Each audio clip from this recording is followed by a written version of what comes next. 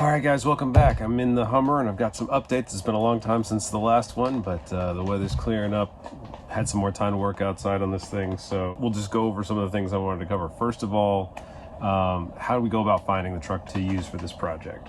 A lot of sources for that nowadays. There's millions of these Hummers all over the world, ex-military, up for auction. You can go to the civilian market and find one that's pre-owned gem. For me, I wanted to keep it obviously as bare bones as possible, leverage the military specs original resilience, and really minimize my dependency on all those niceties that the cushier versions might have.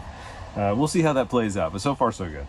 Even in the bad weather, I'm enjoying it because I'm not worried about wrecking anything.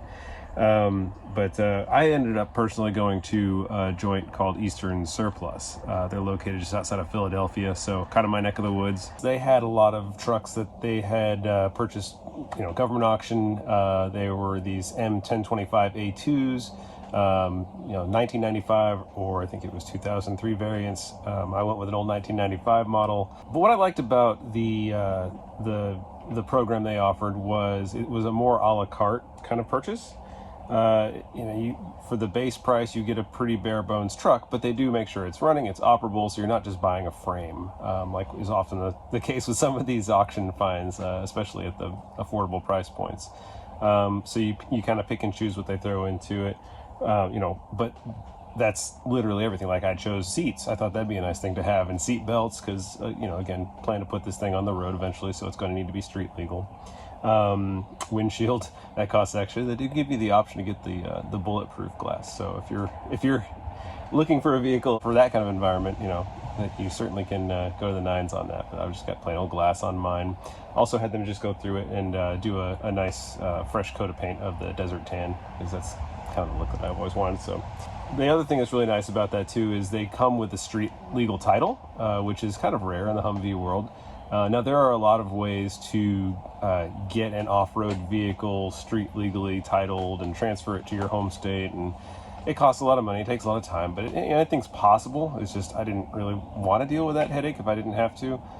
So that was a nice time saver, but I don't know if it's necessarily required steps, but I was able to take it to the DMV here in Pennsylvania and get the plate a little bit easier that way, I think. So that's how we got started. As you saw the last video, got the truck, it was ready to roll. I actually drove it home from Philadelphia instead of trailering it, so that was my shakedown cruise. And when I say shakedown, I mean, yeah, they did a good job. Eastern Surplus did a good job putting this thing together and making it operable and giving me a confident vehicle that I was comfortable sitting in and driving. I wasn't zipping down the interstate for sure, and the shakedown, it was very shaky, it was very loud, bolts falling off here and there. I found lots of loose things that had to tighten up and replace and things like that, but to be expected for a 25-year-old truck at this point. I think we're doing okay. But as I've got it back here to the shop and tightening things up, fixing things up, now I'm starting to get into the little detail stuff just to make the truck more serviceable for my needs. Strapped up some of these bars in the back so it's just less rattly, or maybe I'm just losing my hearing, I don't know, but it's improving. So got the truck back home, great, it's working well. It's got a temporary tag on it, so I can't really drive it, and I'm not blessed with millions of acres of property I can tear around in the backcountry here. So my goal from day one has always been about making this thing serviceable for highway use, for driving into town, doing the emergency response stuff or business stuff that I want it to do. I don't want it to be a trailer queen. I don't want to have to haul it on somebody else's wheels to get from point A to point B and just show it off like, oh, look what I got. And I want it to be functional. So, I want that high mobility. So the next steps up were, register and inspect it, right? Registration, like I said, is fairly easy thanks to the Eastern Surplus. A lot of vehicles they had. That Pennsylvania title is easy enough to set up for registration. They did have to do that manually, but before I even started that process, I knew there were going to be some modifications that have to make for this truck to be street legal for the inspection piece. And you don't have a ton of time between getting that plate issued and getting your inspection done. So I wanted to try to tackle as many of those things ahead of time as possible. I started with, simple things, and I actually found eBay to be more of a resource than I expected. I guess in the 1990s I was a big eBay guy, but now I don't really use that site very much, but it's really a great resource for automotive parts and random things like this. So one of the first things I did was install a rear view mirror. That was a great little kit that I found that was actually already came in desert tan, so I didn't even have to do a rattle paint job with it.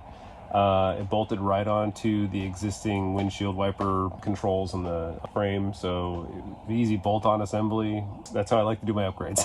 No drilling required. The second thing, that was a little bit more involved, but reverse lights. These Hummers don't have reverse lights in the military for obvious reasons. They're not trying to advertise their presence on a battlefield, I guess.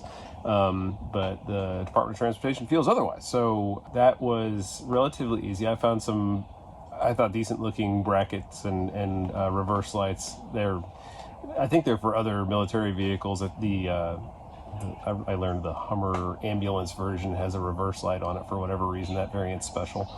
But I got two of those, one for each side, just for symmetry, and did a little drilling and bolting, attached those, rattle paint tanned so they were matching the rest of the truck.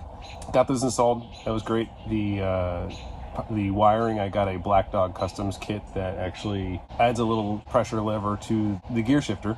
So I took that assembly out, added this little screw-in adapter, ran the wiring harness that they provide down the back of the truck.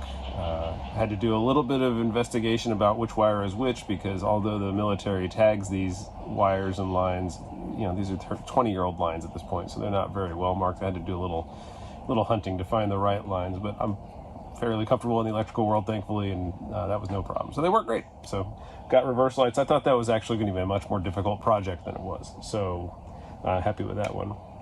License plate bracket. Again, I wanted to do something where I didn't have to drill or mess with the body itself. This unit's got what they call an airlift bumper on the back of it. And so I think it was Black Dog as well. I just got just a little LED marker light frame that bolts into the existing bolt pattern there. So I'll slap that on the back. And that's all I could think of. I was like, I think this is everything I need. I read all the codes a few times, and that seemed to be the only thing that they would check in a safety inspection, in addition to just general safety stuff, like seatbelts and such like that, horn.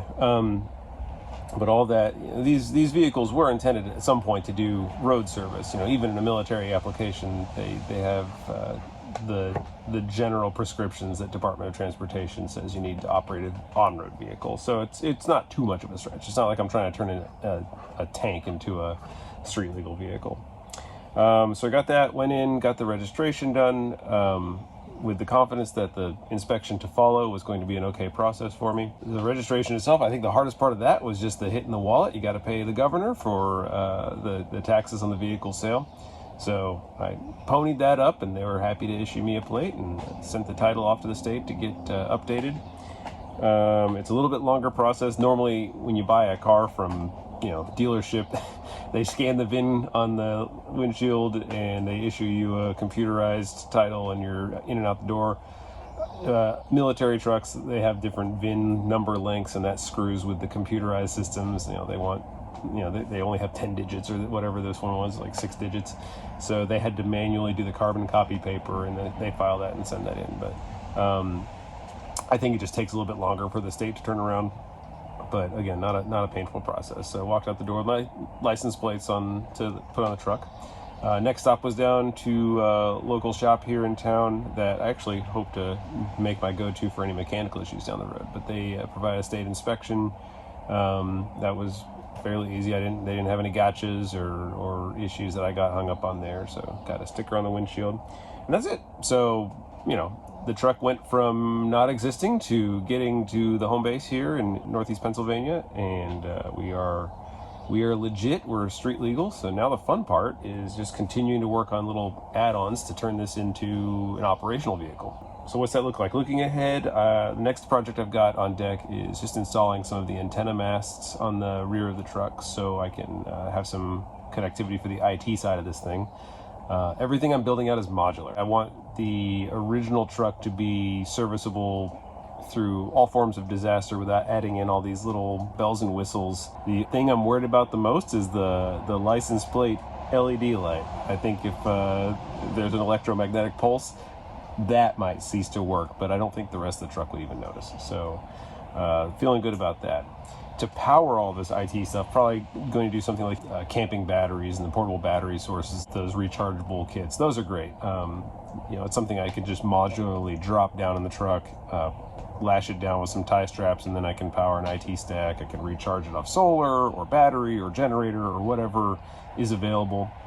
And it's a decent amount of runtime for even IT-based stuff. So next thing, just some toolkits, just some service stuff. So if I'm out overlanding with this thing and do have a mechanical issue, I've got wrenches, I've got jacks, I've got all the things you might need to reasonably get yourself up and running again. So that's what I've got. Thank you very much for watching. Hope to have more reports for you as we continue this thing, and I hope you find this useful. If so, please like and subscribe, leave a comment for me, let me know what you want to see. If there's anything that you're curious about or have questions that I can speak to, I want to make this channel sharing my experience, so if anybody else wants to replicate and put these kinds of things in service all over the country for civil disaster work or for what you do, I would love to be a resource for that, and I'm certainly leaning on others who've done it before me, so I'm trying to give back where I can. All right, that's what I got. Thank you very much again. We will see you in the next one.